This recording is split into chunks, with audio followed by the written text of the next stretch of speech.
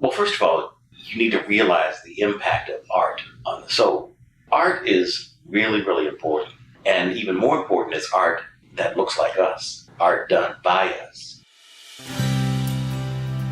Welcome to the Networking with Michelle podcast, the show dedicated on providing you the how-tos of marketing and networking strategies. Here we believe in the Jim Rohn quote, success is nothing more than a few simple disciplines practiced every day. Hey everyone, welcome to the Networking with Michelle show. Today's special guest is Lloyd Gite, the owner of the Gite Gallery based in Houston, Texas. Mr. Gite, welcome to the show. How are you doing today? I'm good, Michelle. How are you? Doing great. So as I stated, this is truly an honor to be interviewing you because 2 years ago I was here. I'm part of the Houston Black Leadership Institute. So we had a small tour of your gallery and I'm very impressed. So once again, thank you for taking the time out for today. Thank you. So you're a native Houstonian. I am a native Houstonian, born, bred, and raised here. Okay. Left for 15 years and came back in 1983. Okay. And I was just being conceived around that time. Are you dating me? I know that I'm a little older than you are. No, did you grow up in the Third Ward area? Actually, I did grow up in the Third Ward area until the 8th grade when we moved out to, I guess it's called McGregor Terrace, which is better known now as South Park. Okay. We were one of the first African-American families to move in that area. I know you have a long, extensive career in TV journalism. Mm-hmm. At what point did you realize you wanted a career in that industry? I did not realize I wanted a career in that industry. I fell into it by mistake. Okay. I was working on my undergraduate degree at North Texas State University and met someone who worked for a radio station and said, I love your voice. I think you would be good on radio. And I'm like, oh, okay, let's see. So that's how I started. I started off in radio, worked at KKDA Radio with Tom Joyner. As a matter of fact, I did the morning news with Mike Cavell, and then right after that was Tom Joyner. Right before that, one of the other times I've gotten weird. Yeah. But yes, KKDA, my first inroads into communications, and I was horrible. I didn't know anything about radio. I didn't know anything about communications and media, but I hung in there and eventually went from radio to television. And while doing television, did a lot of writing, freelance writing, a lot of it, as a matter of fact, for major publications around the country. So at that time, I mean, this lady gave you a compliment about your voice. It was actually a guy. Oh, it was actually a man. Okay. He was the general manager of the radio station. Okay. I mean, do you recall having that willing spirit, or what led you to actually follow through on that compliment, that opportunity? It was an opportunity. Okay. It was not something that I ever thought about, but there's this whole thing about if you're not on your path, God will nudge you onto your path, and you can either go willingly or not go at all. I went willingly. And it opened up many doors for me. And that is where I should have been in the first place. Okay. So I listened and got on the path that I should have been on. Okay. I guess what was during that extensive period? I know you have thousands of stories and you met hundreds of people and traveled. Do you recall maybe one or two pivotal moments that just confirmed, like, okay, this is what I'm supposed to be doing, but it's time for me to elevate my career? Doors opened up for me. My first job at KKDA, I did an interview with Angela Davis, a taped interview with Angela Davis, and then I started developing this knack for celebrity interviews. I didn't realize that knack would follow me through television 25 years later. But I developed a niche where I just seemed to be very comfortable with stars. And so that's really the sort of niche that I carved out for myself. And it was a very natural niche for me. God has given me a gift of being able to ask penetrating questions. That was one thing that's one way I stood out from other journalists. I read a lot, so I had a lot of questions to ask. I was always prepared for the interviews that I did, and people respected that, especially stars. Right. They respected the ability of somebody to interview them and maybe ask them things that nobody had really asked them before. And they were more likely to share personal stories about themselves with me than they maybe would not have with other people who were not as gifted and as challenging to them as an interviewee situation. During that time, did you feel like through those interviews, I guess it's always interesting to gauge if something's off limits. Do you give them the questions beforehand? Or what's your take on what makes a good interview? Especially for me as a podcaster, as I interview dozens of thought leaders a month regarding their specific industry. And it's interesting juggling all of those personalities. I don't give people questions. Okay. I don't want people to control the interview. It is my job to control the interview. So I would not admit to giving people, I just wouldn't give them questions beforehand because I don't want them to be rehearsed or practiced where you don't really get what you want. Again, I think because I read so much and because I was so inquisitive and I personally connect with people, a lot of times people don't connect with the people they're talking to. I was able to connect, and I think people on a really gut level respond to that and respect that. So if you come at people the right way, I think you can get what it is you want. Now, mind you, there are professional liars, as we see in the U.S. Government today. Back in the day when I was working in the media, we didn't have people necessarily who were professional liars, who you could not get the truth out of no matter what.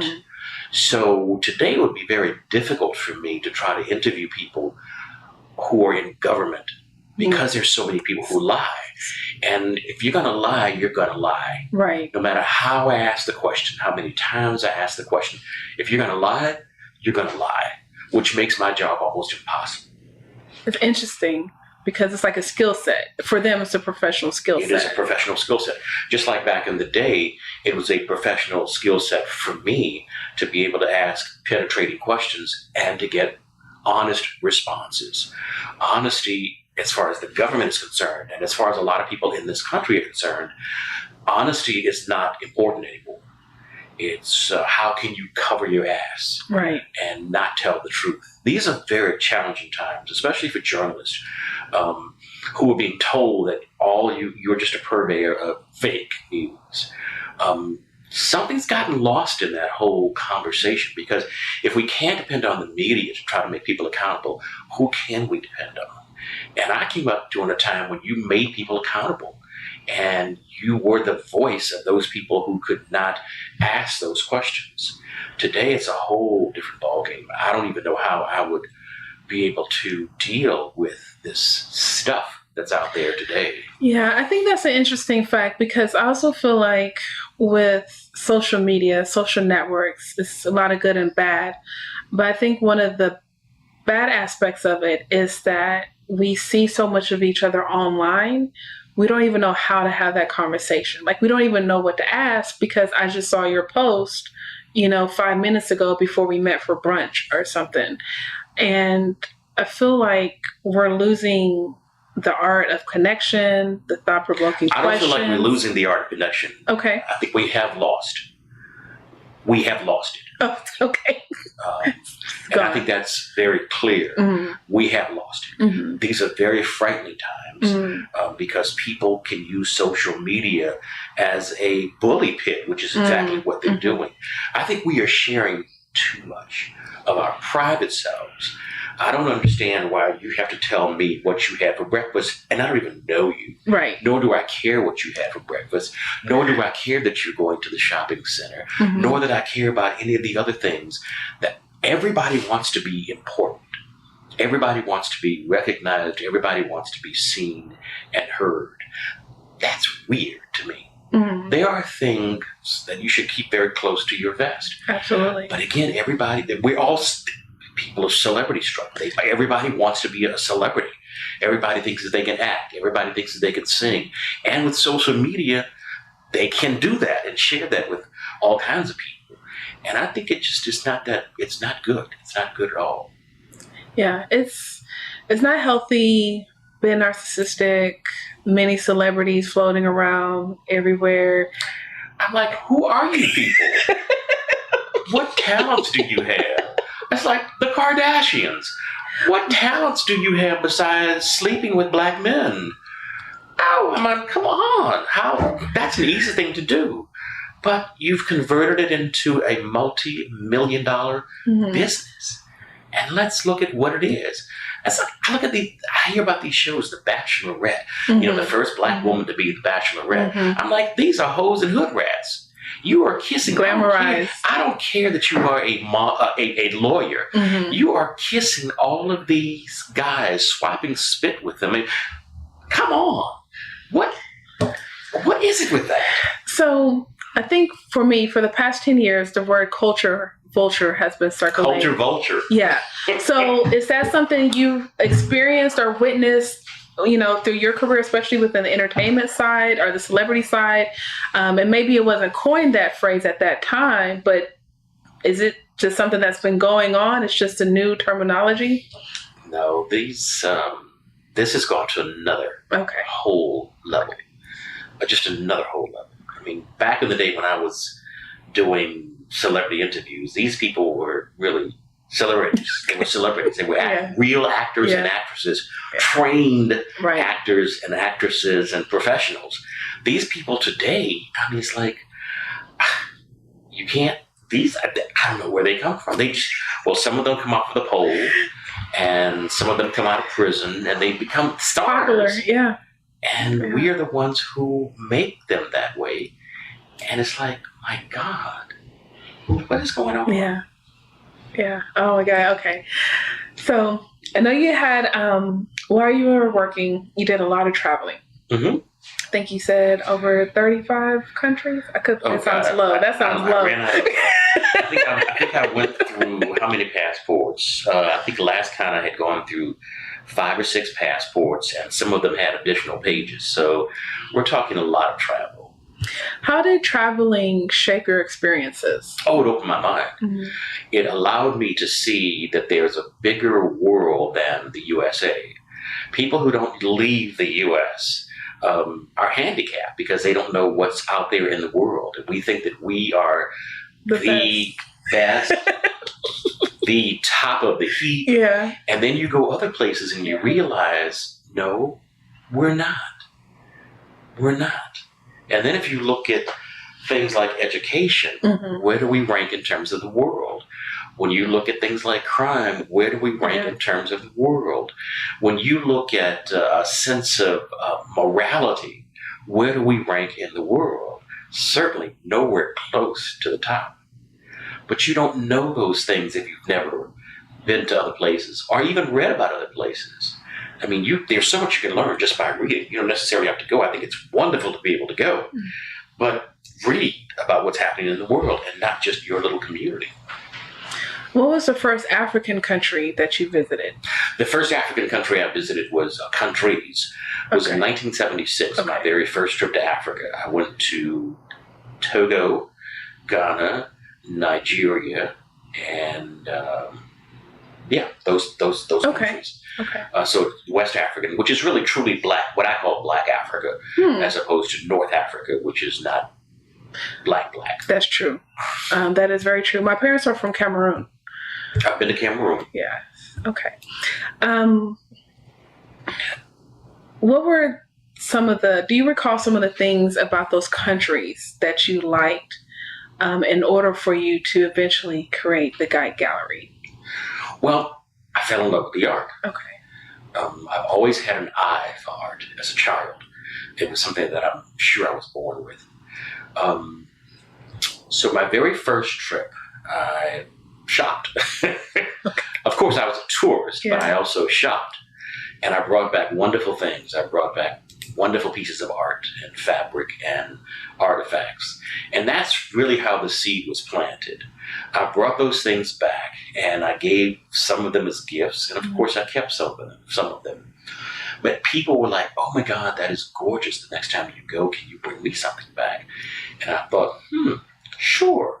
So at that point, every time I went back to Africa, I would bring stuff back to sell, or people had already given me money to bring back things for them.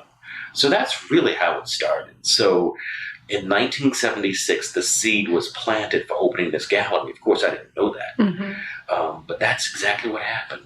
So over the years, it got to the point where, while I was still on television, I would make these trips and bring all this stuff back, and it started paying for my trips. So I didn't have to pay for my trips because the stuff that I brought back and sold it, that paid for my trips. Oh. So I built on that. And when it was time for me to transition from television, I knew what I was going to do. I knew that I was going to have a gallery because I had a little mini gallery in my house while I was still working.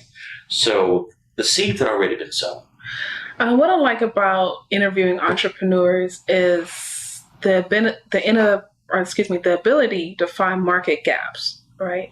As you know, I'm a young professional, therefore I speak to a lot of young professionals, and we're always in that transition. So I like how you said you had a mini gallery in your house before establishing, this building. Have you always been, well, not always, but have you been in this building since you actually created the gallery? We've been in this building for about 15 years. Okay. When I got out of television, I started a very small gallery at a restaurant called Ellen Ray's, which is a few blocks away from where we are now. She had a very small spot downstairs. And so I had my gallery there for about maybe 3-4 months. And some friends of mine came across this house. And there was a guy, a former basketball player, an NBA basketball player, who had purchased this house. And so he showed it to the two of them because he was going to flip the house. And so they came to me and said, Lloyd, we found you a gallery. And so I ended up buying the place from him. And that's how that happened. Now, this is a house, as you stated. So did you see the vision? Because usually when we think of gallery, we just think of a flat space. I didn't want that. I wanted my gallery to look like my house. At the time that I was selling art out of my house was full of my private collection. And my aesthetic at my house soon became my aesthetic for this building. I didn't want white walls because that's your traditional gallery. I wanted this place to look like a house. Every room has a different color. There's furniture. There's a dining room table. There's a couch. There are chairs. There's a full kitchen. It looks like a house. I wanted people to walk in here and say, there's a yellow wall in the dining room, and that's what these paintings, if I want to buy some paintings, that's what the paintings will look like on this yellow wall. Or there's a red wall, and look how the paintings bounce off of that wall. This makes me feel like I'm at home. So that really resonates with people, the fact that this is a house. It was built in 1943, and it's just a wonderful space to showcase our art. And also we have events here, and people seem to feel very comfortable coming here for events because it reminds them of a home. It's a very comfortable place. It's not sterile like we see most galleries. That was not what I wanted. I want to go back a little bit because you talked about the importance of finding a niche. We found a niche.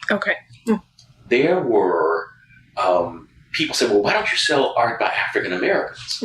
And I'm like, well, when I started this business, there were already 2 other galleries, possibly 3 other galleries, selling art by African Americans. I didn't want to compete with them to sell art by African Americans. Africa being near and dear to my heart, I wanted to sell art from Africa. I wanted to sell what I call fine art from Africa. When people think of African art, they think of masks and statues and fabrics. They don't think of original paintings by African artists, be that oil, acrylic, ink, and pen, or watercolor. They don't think of that. So I knew that I had a niche. So I decided to fill that niche. Now, unfortunately, 1 or 2 of the main galleries that did sell African American art no longer exist in the city of Houston. And I say that's unfortunate because there's some really great African American artists in this city, but they don't have a showcase or a showplace for their art. Yeah. So I feel saddened about that. But that's somebody else's deal. Hopefully somebody else will come along and do that. But again, our niche is the fine art by African artists. You mentioned the paintings. Do you still get the framing done from that specific country, or is that here? Okay. No. We custom frame everything ourselves once it's here. Okay. We have framers we go to. It would be too expensive and too bulky to try to ship this stuff here. You got to realize I can take paper paintings, original paintings on paper, and put them in my suitcase. Canvas pieces, I can roll them and put them in a tube and send them here. So you don't have to worry about that. But now the framing, we have to do that here, because if we did the framing there, chances are it would be damaged. It wouldn't be the kind of frames that I wanted. And framing is so important. Framing can make or break a piece. And a lot of people don't understand that. You could take a $3 piece and frame it so well, people will think, oh my God, that's an important piece of art. So framing is important. I used to sell everything unframed back in the day, but people would say, well, can you come with me to the frame and help me frame it? And I would do that. Wow. But no, I wouldn't. The framer would get the money. I wouldn't get anything. I wouldn't even get money for my time. And then a light bulb went off. It's like, okay, why are you doing this when you can sell your stuff already framed? And so that's what we do. So if somebody wanted to, and then people would like, do you know that piece I bought from you 3 years ago that is still laying down somewhere because they hadn't framed it? So what you do, I make it easy. We do the framing, and you take it home and put it on your wall. It's just as easy as that. Right. When it comes to art, I feel like around 2000, well, I graduated in 2000, but I'll say in the mid-90s, it seemed like there was a big push for STEM, science, technology, engineering, and math. And it seems like a lot of our art has gone to the wayside in the education system, especially amongst African Americans, Black Americans. What do we need to do as a community, as well as the education system, to have art come to the forefront? That way we can appreciate it as adults. Well, first of all, you need to realize the impact of art on the soul. Art is really, really important. And even more important is art that looks like us, art done by us. There have been psychological studies about how color affects the human brain and the human body. I love having color around me. It just does something. It just uplifts my attitude. I had a conversation last night with somebody at the theater, and she was saying the same thing, how important art is to her. And she has this one little small piece in her big house. And she's, we talked about the colors and how the colors affect her and how much she wanted to have more colorful art by Africans and African Americans in her house. So I think we need to understand the importance of it, first of all. We need to expose our kids. If the schools are not going to do it, then we need to do it. I think sometimes we depend on the schools too much to babysit our kids instead of us being involved in our kids' lives. We need to expose kids, young kids, to art and to Black and African art. We had a group of girls here yesterday, about maybe 15 young girls, many of them who had never been to an art gallery before. They were all African American girls, and they were just excited about being in an art gallery. Right. Why is it that our kids don't know about art galleries? Why is it they don't know about art? We have to take it upon ourselves to show them what art is. And not only Black art, art in general. Take them to the Museum of Fine Arts. Take them to the African American Museum. Take them to other places. Take them to the Contemporary Arts Museum. Take them to the Rothko Chapel. That kind of exposure, because you never know what seed is going to be planted in these kids. Do you think we can eliminate the belief of, the coined phrase, starving artist? Because I think that's why our kids don't know, because it's been portrayed that you can't make money or have a lucrative career as an artist, whether it's, painting or singing. It is difficult to have a thriving career as an artist, especially for Black artists, because we, again, don't support them. Mm. You go into homes of black people and you see white paintings on the wall, paintings of rivers and trees and flowers, and nothing that looks like us. Yeah. So again, where do we start? Yeah. The parents need to be educated. Gotcha. And you can't, if the parents cannot educate the kids about something they know nothing about. So it definitely takes, it's sort of like a village kind of thing. We all have to expose one another to what it is the African American and African community is doing. And on some level that has to start at home. But our home situations are so jacked up most of the time. Yeah. That it's almost like a losing battle. I look at us and who we are and what we're not doing, and I just shake my head because there is so much that we as individuals are not doing in our families and in our households to help bridge the gap, to help push kids in the right direction. There's so many kids who are just lost. Yeah. I see it every day. I have friends who teach in the public schools. They tell me horrible stories about what kids are doing, primarily black kids, because that's our concern. What these kids are doing in high school, junior high school, and elementary school, horrible things. I have a good buddy who teaches at an all-black school, and he talks about the fights, how the girls are fighting. The girls fight even sometimes harder than the boys do. Yeah. The fights, the sex, the threats. It's sad. It is amazing, and nobody seems to be talking about that. And, while it's easy for me to sit and talk about art, look at what's going on in the schools. These kids are living sometimes day to day, just hoping and praying they'll get home. Yeah. There's some serious problems going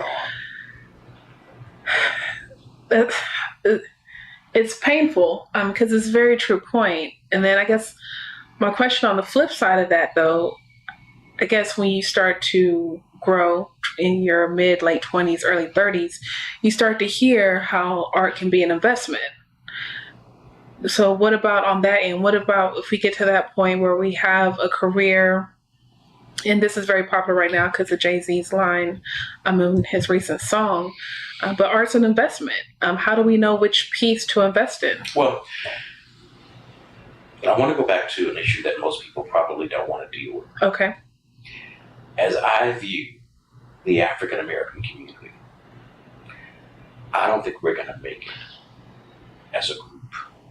I think there are going to be pockets of us who make it. Okay. I think that the masses of black people won't make it. The education system, they won't make it. It's going to be a small group of middle class, upper middle class African Americans who do make it. So when we talk about art, we talk about those people. The masses of our people probably could care less. Right. For a lot of them, it's a day-to-day struggle. And we have to ask ourselves, how did we get there? And I don't want to point the finger at other people, but we have to take responsibility in terms of what we've done. Black men leading black women to raise children by themselves, that's a problem. Drugs, that's a problem. Dropping out of school, therefore you're not getting your education, so you are doomed to have low-level jobs for the rest of your life. And if some of their kids are just lucky enough, they might break that cycle. Right. But chances are that's not going to happen, especially at the rate the world is going right now, especially what we're seeing right now coming out of Washington. We are sitting down saying nothing while things are being put into the works to push us further back. And I see it working. Now, that little middle class group of African Americans who are going to probably go to school and do this and do that, get an education, want the finer things in life, they will buy art. They will buy art. And art is something that can appreciate. I have an art collection that is appreciated considerably. But when you talk, it's a hard call. Let's look at Houston. Okay. I know personally at least a dozen African American artists in this city who are great, who do wonderful, wonderful work. I have several pieces by several of those artists. Now, will they appreciate? First of all, I buy a piece that I like. And if I like the piece, that's enough for me. Okay. I have bought pieces that I know will appreciate. Okay. But first and foremost, I will buy a piece because I like it. I have included in my private collection are a number of African Americans from the Harlem Renaissance: Elizabeth Catlett, Jacob Lawrence, Romare Bearden, Samela Lewis, those kinds of people whose works already appreciate and are going up. But I like those. But I think before I go out and buy a new car, that's going to start depreciating as soon as I walk off of the lot, I would buy a piece of art. Okay. And if for no other reason, but to pass that art on to my siblings or my nieces and nephews or whatever, because that's how seriously I take art. I have a nephew right now I gave an original John Biggers to as a wedding gift, a 1941 pencil by John Biggers. That's a piece that probably is worth $100,000+ right now. Does he know that? When I gave it to him, I made sure that he knew that. Okay. So, that's an investment piece right there. I think we should invest in art, especially art by us. But whether it appreciates considerably, that's kind of up to you. It's what you want to do with it, what kind of statement you want to make. We just donated $10,000 worth of art to Emancipation Park, 2 pieces. Yeah. And I felt compelled because here you go into a multicultural center and there's no art. And I'm like, okay, there's something wrong with that. Yeah, especially in our community around the corner. And I wanted to donate 2 paintings that had Black people in them. So when those Black kids walk into that cultural center, they'll see themselves. Yeah. And that's very important. Very important. And I think we need to start making statements like that. You got, how many Black kids walk into a facility and see themselves on the wall? A beautiful painting of themselves on the wall. Not many. And what does that say? Not at all. What can that say to just one person who might say, I love that. It can spark something. Yeah. My nephew, the one that I gave the John Biggers to, as a child, my art resonated with this child. So he grew up knowing and loving art. Yeah. Because he would come to my house and he would see art. You see it. We should never underestimate the impact that we have on people when they come and see how we live. We should never underestimate that. So what are some steps it's going to take to mend our community? Because you mentioned that, I guess we're dismantling, or so many of us are going to make it. And I think so few of us are going to make it. Okay. Yes. That's a very good question. That's a very good question. I don't see all of us making it. I don't see it. I really don't. People would probably say, oh, you're so pessimistic. I'm like, well, look around you. Show me where the optimism is. Show me. It is those families, those Black families that take it upon themselves to remain faithful and productive and hard workers who understand that in order to get something, you have to give something. So many of our young people don't want to do anything. They just don't want to do anything. You walk around, I walk around this community and I see Black men on the streets not doing anything, young Black men. If I were in that position, I would go to McDonald's and find a job. I would want to work to do better. But how do you instill that in people who don't want to do better? They'd much rather come and take from you and take from me than to go and get a job and work. How do you overcome something like that? And that is the true and hard reality of who we are and where we're going or not going. I know you probably think that I'm being very critical. I don't. But, that is the way I see it. I'm thinking, is Black marriage important? Is Black marriage important? Mm-hmm. Of course it is. Okay. Of course it is. It is proven that if you have a 2-parent household, things will be a lot better, especially if both of them are working, and they take it seriously, the raising of their children. But so many people will let the television raise their children. Mm-hmm.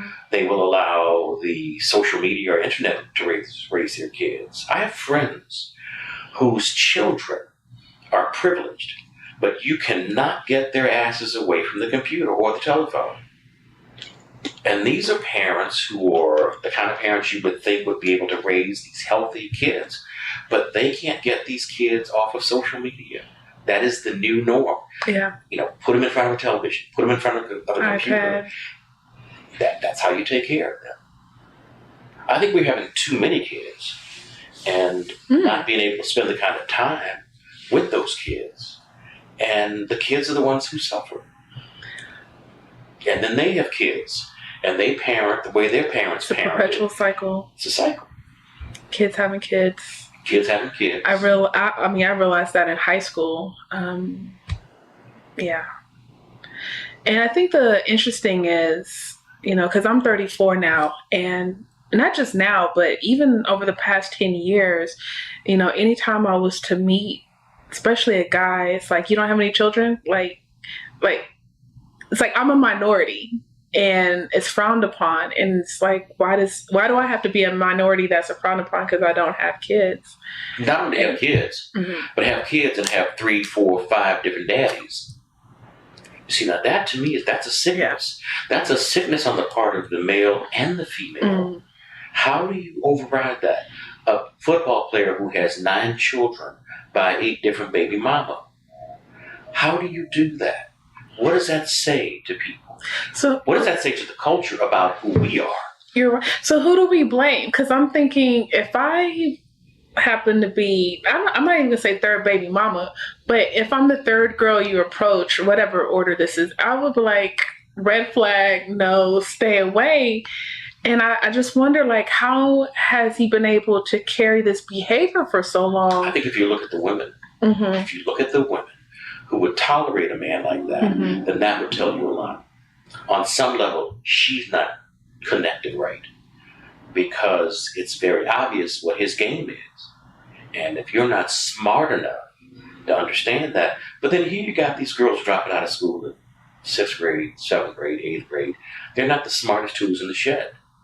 And the man who probably doesn't even understand the use of a condom just wants another notch on his belt.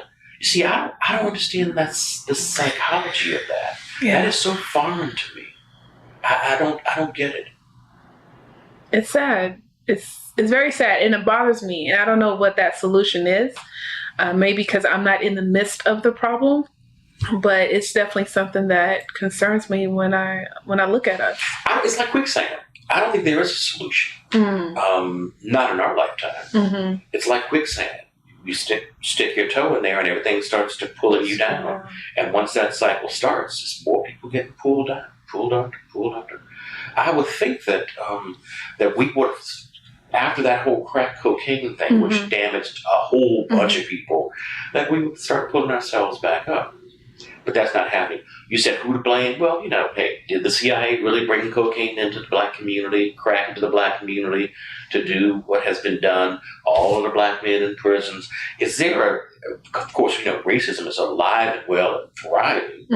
There are so many things that are going on that contribute to the problem. So many. Even including slavery? Oh, of course. Of course. There are things that we are still, white people still remind us that we're slaves.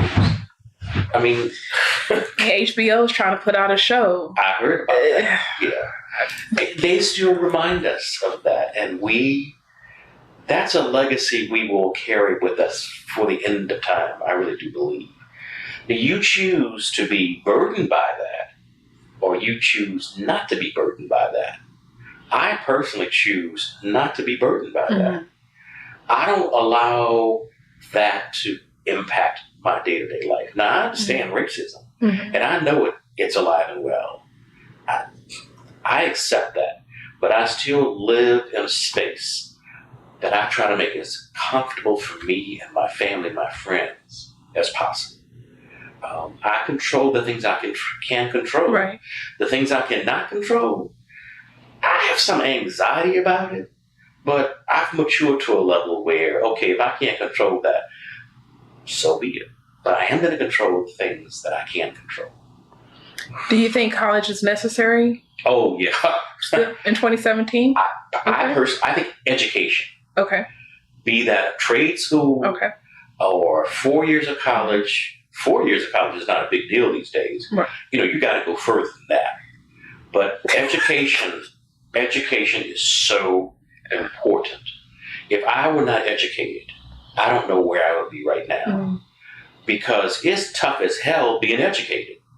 Can you imagine not being educated? I can't. You almost have to have a degree to go to work at McDonald's or Shipley's Donuts. Yeah. But I think for you, for your generation, education was more important. And I think for me, my generation, we're the last to believe that education is important. That's the problem. Without education, what is it? What is there? I mean, help me. Do you want to work at Shipley's Donuts? No, I want to own a Shipley's Donuts. And if you do want to do that, I respect you, and I say be the best Shipley's Donut worker that you can ever be. Just be happy at it. Right. You don't have to have a PhD. Find what brings you enjoyment. But is that really what about your best, living your best life, your best potential? And I think that education is a component of that.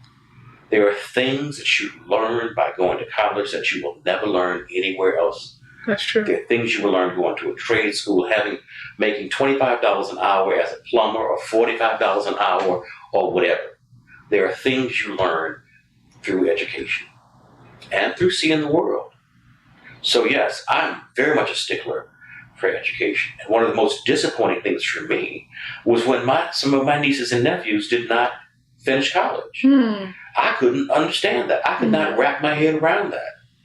Out of my siblings, 2 of us went on to get master's degrees. 2 of the 4 went on to get master's degrees. And my assumption was that all of my nieces and nephews would go on to at least get an undergrad degree, if not a master's, if not a PhD. Oh, was I disappointed? And I'm like, that don't make sense. We're supposed to build on we're supposed to build on what we've been given. And then that's unacceptable. What do you mean you're not going to shock? But, it's a different generation. You're putting so much in perspective for me, for my personal self. So thank you. Okay, so we have education, we have traveling. How has relationships helped you with all your career transitions? I would call them friendship slash relationships. Okay. Very early in my life, older people took an interest in me. So I was around, my friends early on were an older set of people who looked out for me. And my first real friendships was when I moved to Dallas. Oh, okay. Right after undergrad. And I met some of the most wonderful people in my life. Many of them who are still in my life today. So that was 1974. I talked to a friend of mine last night.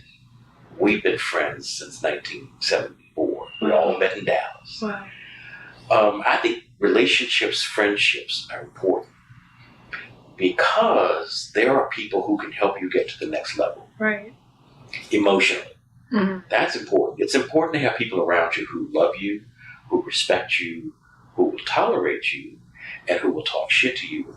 Shit needs to be. Can we say shit? We can say whatever we want. I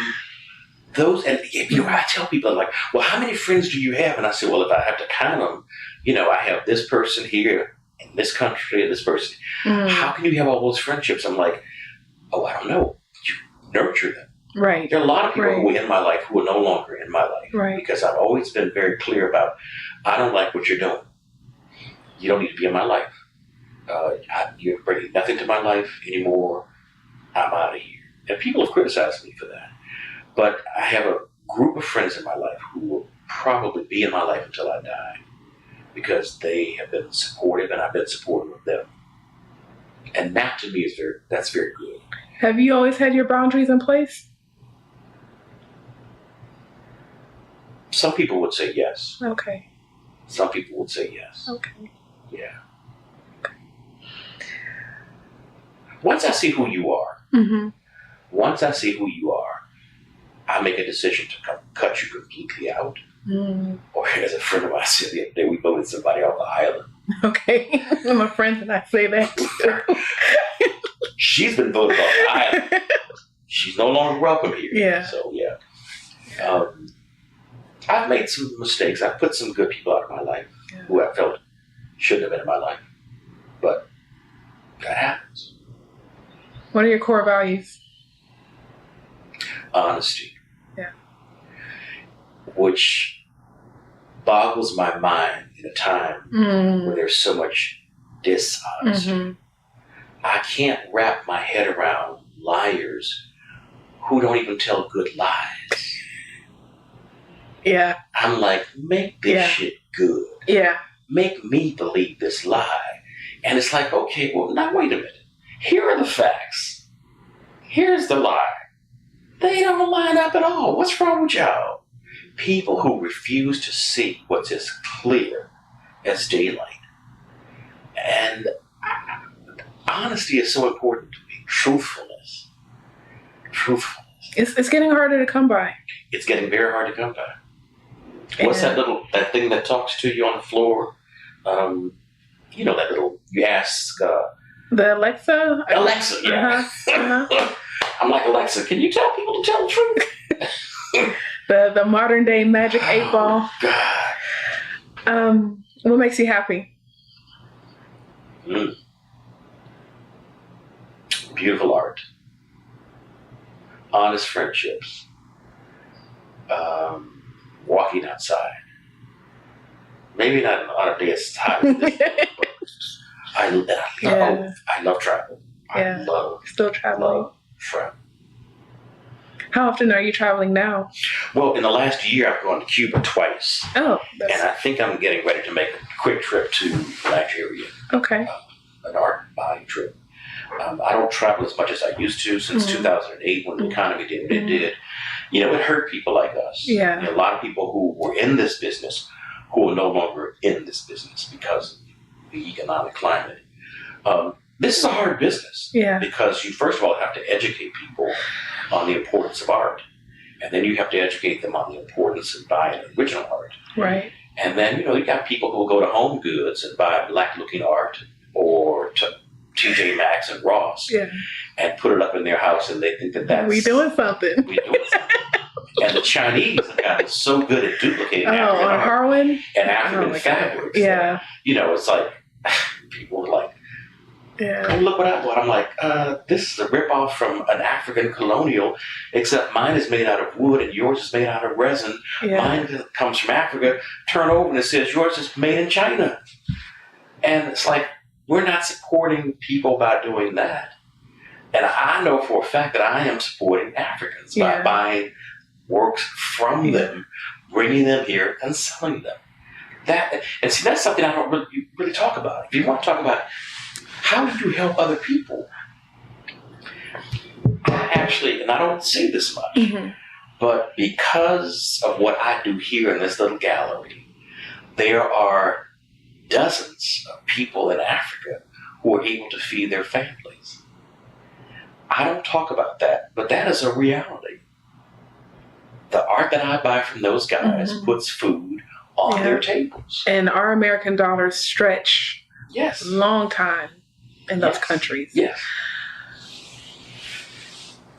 And in my own little way, I provide beauty for people here in the city who buy my art and people outside of the city who buy my art.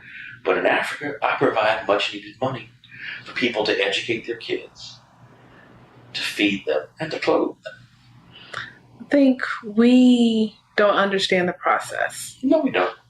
I'm not sure we want to.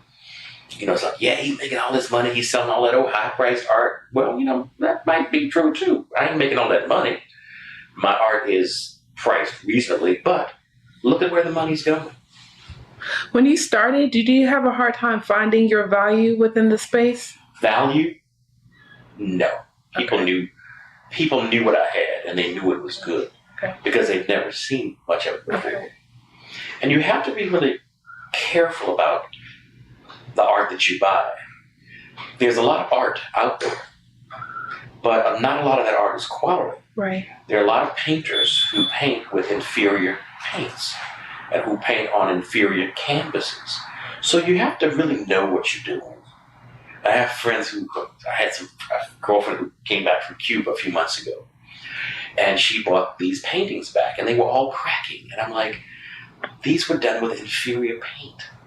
You can't buy a painting and it starts to crack because what are you going to do with that painting? So you have to know what you're buying. So we know what we're buying.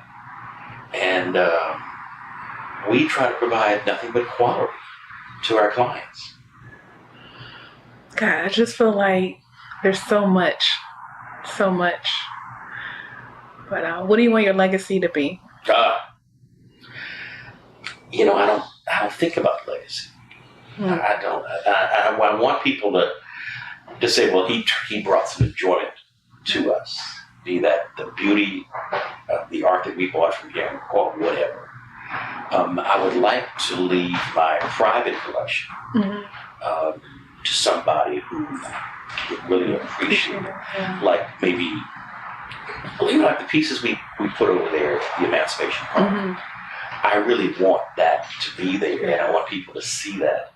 And maybe someday they say, that came from the Gite Gallery. Yeah. When I'm gone, that came from the Gite Gallery. What was the Gite Gallery? Well, they brought African art into the city of Houston and to other places. So that's important. It's like at the Ensemble Theater. We did all the art at the Ensemble Theater. Okay. I raised money to pay for the art. But how do you have a theater with no art? So I took it upon myself to raise about $50,000 to put art in that facility. And hopefully that'll be there when I'm gone.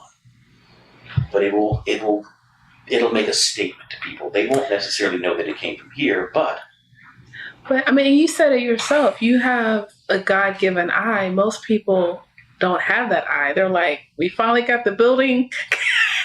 We need to do something to bring some revenue in. I know you stated you realized that when you were a child, but what was that specific moment that you realized you had that God-given eye? Oh, I can't tell you that. Can't tell. Oh my God, I probably was knee-high to a duck's tail. You're born with gifts. Yeah. Sometimes those gifts come out. Sometimes they don't. Whatever, depending on whatever is going on. It's just like my fascination with Africa. I was fascinated with Africa as a child. Who gets fascinated with Africa as a child? Yeah. And the time period that I was coming up. Right. So somebody had to put something there. Especially with the way the media portrays it. Yes, somebody had to put, because we were all watching Tarzan. I mean, I certainly wasn't fascinated with Tarzan. Yeah. But I was always fascinated with Africa. It was always something that stuck with me. And I think God puts stuff in us. He puts, I mean, look at me. A little colored boy from 3rd Ward went to Jack Yates. Look at me now. I've traveled the world. I've interviewed some of the world's top celebrities. I now have an art gallery. I'm giving back. I mean, that's some divine intervention shit somewhere along the way. And it ain't been easy, because let me tell you, when I was in television, those white folks rode me. Oh, Lord. They rode my black ass. And so did some of the black people. I've always tried to stand on the side of right. And that's probably gotten me in more trouble than anything. I thought I was the only one. Oh, no. People even today, I've been off the air since 2000. people even today, just last night when I was at an event, they talked about me being on television, what they remembered. And it's like, well, would you go back? And I'm like, no. Because on some level, I thought that I never should have been in that area, because it's so easy for white people to knock you down when they don't agree with what you're doing. You know, something as simple as a white reporter reporting a story and there be not a single black in that story in a city like Houston, where a third of the population is African American. There are black doctors, there are black nurses, there are black professors. Why don't you seek out some of these people to put in your stories? Yeah. But now if there's a crime, they go to the black woman who ain't got no teeth in her mouth, who got a plastic bag on her head and can't talk. They interview her. Why is that? That's the image they want to portray. Because I'm like, do they have meetings behind? Like, what is going on? How does this always happen? It's intentional. It's intentional. Even if it's not in the forefront of their minds. You have to realize these people are not people who have black friends or have... there are not a lot of people who invite black people, not a lot of white people who invite black people into their homes. You know, you might be friends on the job and acquaintances and stuff like that, but you don't intimately know these people, and you don't want to. You know, this lady was telling me last night, you know, Houston is so segregated. You know, she said Texas is so segregated, and she had a problem dealing with that. And I'm like, yeah, it is. It is. And I would confront that. I'm like, and people were like, well, what are you talking about? You know, you should be happy. You're on TV. But yeah, I got some stories I can tell. I know. I do. I know. But we're going to wrap it up here. I just thank you for your time. Just so appreciative. Your voice has definitely resonated with me today. So got some things I need to work out on my end. I just want to encourage everyone to visit the website, GiteGallery.com, as well as on social media. I'll have all of that in the show notes. TheGiteGallery.com. And remember, I believe in you, and a personal connection leads to an influential network. So thanks for networking with Michelle.